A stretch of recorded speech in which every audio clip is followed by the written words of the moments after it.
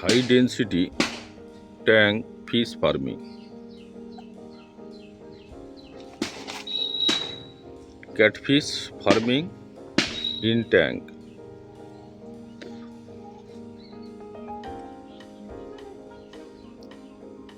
শিং, মাগুর, কই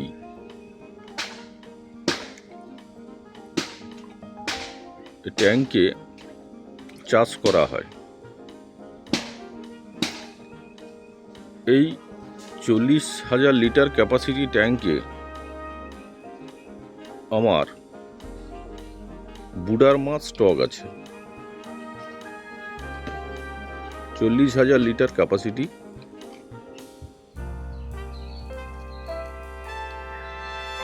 বুডার মাছ স্টক আছে। এখান থেকে আমি যখন খুশি মাছ তুলে ডিম সংগ্রহ করি। এই ট্যাঙ্কটা আমার পানা দেওয়া আছে জলটা পরিশ্রুত রাখার জন্য।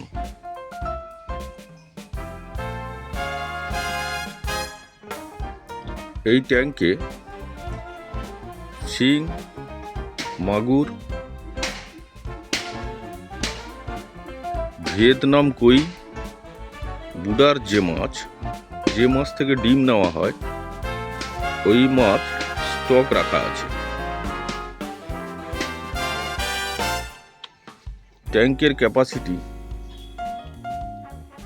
40,000 লিটার জলের ক্যাপাসিটি, জল ধারণ ক্ষমতা।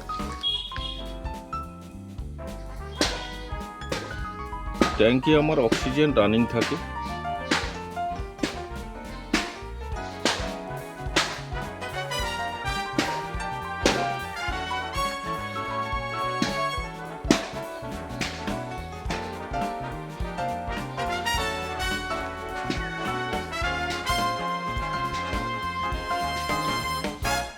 বুডার মাছ যে মাদার মাছ থেকে ডিম নেওয়া হয় ওই মাদার মাছগুলো রাখার এই ট্যাঙ্ক আমি ব্যবহার করি। পুকুর থেকে মাদার মাছ তোলা খুব কঠিন হয়, তাই এই ট্যাঙ্কে আমার মাদার মাছ রেখে আমি যখন খুশি এই ট্যাঙ্ক থেকে মাদার মাছ নিয়ে আমি ব্রিডিং করাই, ডিম নিয়ে থাকি।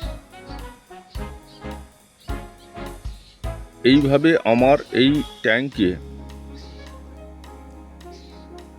4 বছর থেকে 5 বছর আমার এই বুডার মাছগুলো স্টক রাখা আছে।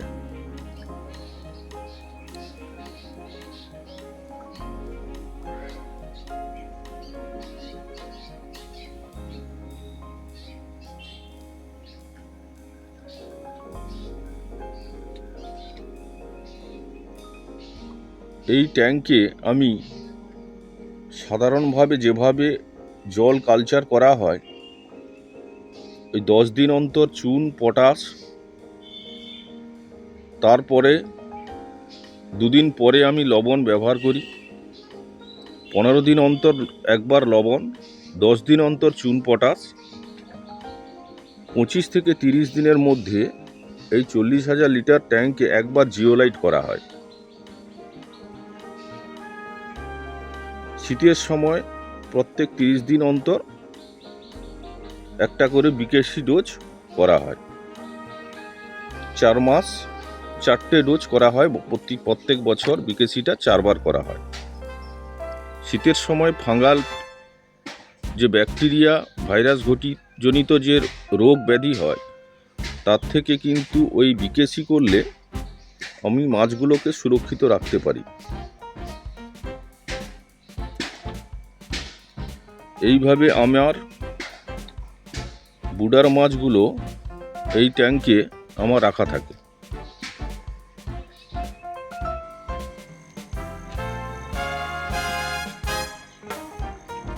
এই ট্যাঙ্কের জল ধারণ ক্ষমতা আছে 40,000 লিটার।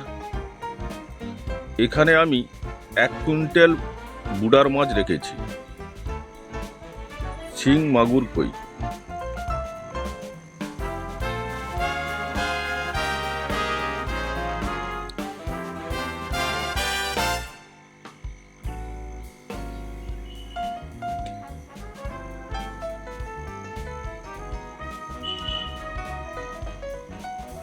যে ট্যাঙ্কে ডিম ফেলা হবে, দেখুন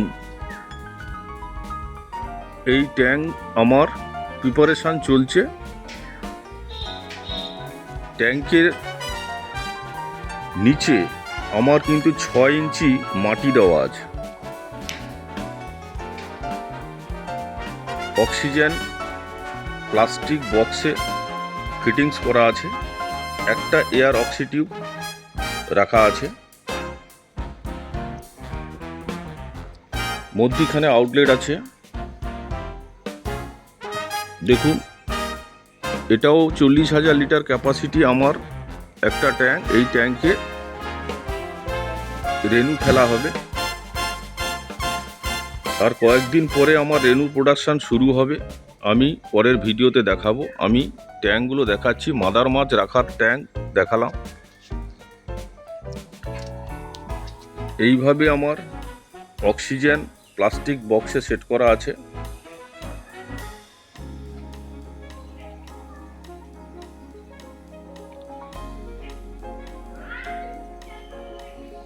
আউটলেট আছে, নিচে মাটি দেওয়া আছে। রেনু চাষের জন্য মাটিটা খুব প্রয়োজন।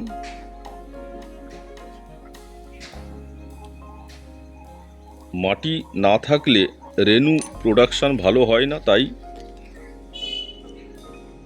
নিচে মাটি দেওয়া আছে, গ্যাস ফর্মটা কম হয়। এইভাবে আমার রেনু চাষ হয়। 3খানা ট্যাঙ্ক আছে, 40,000 লিটার থেকে 50,000 লিটার ক্যাপাসিটি। এই দেখুন এই ট্যাঙ্কটা আমার প্রায় কমপ্লিট। ট্যাঙ্কের মাটি খুব ভালোভাবে আমার শুকনো হয়ে গেছে। এবার আমি এই ট্যাঙ্কে জল ঢোকাবো, ওয়াটার কালচার করব। কিভাবে করি, রেনু তৈরির পরে রেনু তৈরি হবে, জল ঢোকানো হবে। 4 দিনের মধ্যে জল প্রিপারেশন কমপ্লিট। 4 দিনের মধ্যেই আমার রেনু পড়ে যাবে। এইভাবে আমার এই ট্যাঙ্কে রেনু চাষ করা হয়। আমি ট্যাঙ্কগুলোকে দেখালাম।